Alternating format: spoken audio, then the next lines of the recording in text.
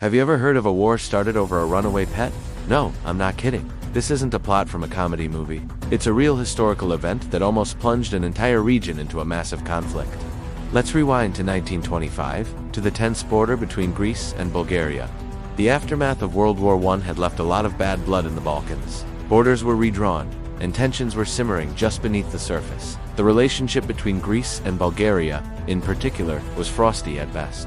They had been on opposing sides in the war, and a series of earlier conflicts meant that soldiers on both sides of the border were constantly on edge, ready for a fight. The region of Macedonia, where this border lay, was a hotbed of nationalist sentiment and guerrilla activity. It was a powder keg, and all it needed was a single, tiny spark. And that spark came in the most unexpected form imaginable.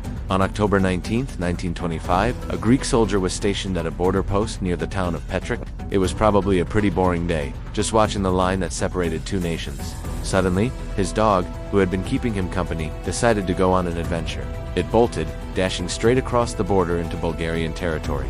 Now, you and I might think, it's just a dog, but for this soldier, it was his companion. Without a second thought, he did what any pet owner would do. He ran after it. But in this hyper-militarized zone, crossing the border, even by a few feet, was a massive provocation. A Bulgarian sentry saw the Greek soldier run across the line, and following protocol, shouted at him to stop. When the Greek soldier didn't immediately turn back, the Bulgarian sentry opened fire.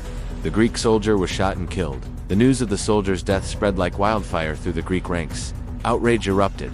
This wasn't seen as a tragic misunderstanding. It was perceived as a deliberate, hostile act by the Bulgarians. The Greek commander on the scene, without waiting for orders from Athens, decided to retaliate.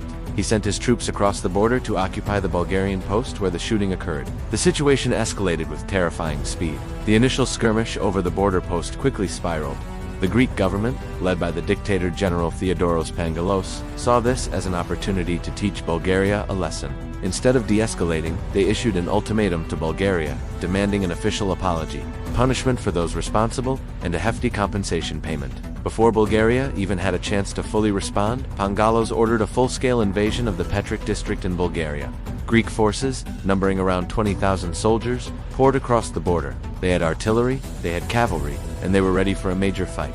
Their objective was to seize the town of Petric and surrounding areas to force Bulgaria's hand.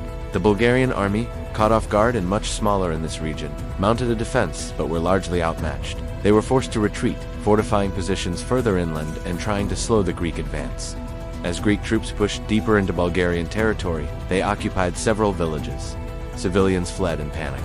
Casualties, both military and civilian, started to mount on both sides. What had started with a single soldier chasing his dog had now become a full-blown international crisis. The world watched in disbelief as two European nations went to war over such a bizarre and trivial incident. People started calling it the War of the Stray Dog. It seemed absurd, but the death toll was very real. Bulgaria, realizing it couldn't win a direct military confrontation, did something very smart. Instead of escalating the fight further, they appealed to a higher authority, the newly formed League of Nations. This was exactly what the League was created for, to mediate disputes and prevent small conflicts from turning into another world war. Bulgaria's government sent an urgent telegram to the League's headquarters in Geneva, explaining that their territory was being invaded and requesting immediate intervention. The League of Nations acted with surprising speed. This was a crucial test for the young organization. Could it actually stop a war in progress? The League's council convened an emergency session. They sent a clear and forceful message to both Greece and Bulgaria. Cease all hostilities immediately and withdraw your troops to your own borders. They also sent military attaches from France, Britain, and Italy to the region to observe the situation and ensure the ceasefire was respected. The Greek government was furious. General Pangalos felt that the great powers were unfairly siding with Bulgaria. He initially resisted the League's demand, arguing that Greece was acting in self-defense. However, he was facing immense international pressure. Britain and France, the dominant powers in the League, made it very clear that if Greece did not comply, it would face severe political and economic sanctions. The threat of international isolation and a potential naval blockade was something Greece simply could not afford. Reluctantly, Greece backed down. They agreed to the ceasefire and began to withdraw their troops from Bulgarian territory. The invasion had lasted for about a week. The League of Nations then launched a full inquiry into the incident. The final verdict was a slap on the wrist for Greece. The Commission condemned Greece's invasion as disproportionate and unjustified. While Bulgaria was criticized for the initial shooting, Greece was ordered to pay significant compensation to Bulgaria for the material damage and the lives lost during the invasion. It was a humiliating outcome for General Pangalos and his regime.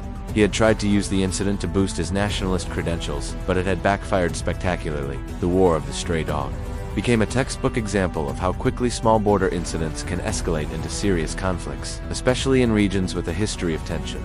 But more importantly, it was a landmark moment for the League of Nations. It proved that international diplomacy and collective security could actually work. The League successfully stopped a war, forced an aggressor to withdraw, and imposed a peaceful settlement. It was one of the League's few major successes, and gave people hope that such an organization could prevent future global conflicts. Of course, we know now that the League would ultimately fail to stop the aggression that led to World War II, but the incident at Petrick stands as a testament to what was possible. So, the next time you see a dog running loose, remember this story. A simple act of a soldier chasing his pet almost set the Balkans on fire. It's a powerful reminder of how fragile peace can be, and how small, seemingly insignificant events can have massive, unforeseen consequences in a world full of political tension. History is filled with these strange and fascinating footnotes, and this one is definitely among the most peculiar. Thanks so much for watching this deep dive into one of history's weirdest wars. If you found this story as fascinating as I did, please hit that like button, and subscribe to the channel for more incredible tales from the past. Let me know in the comments what you think about this bizarre event. See you in the next video.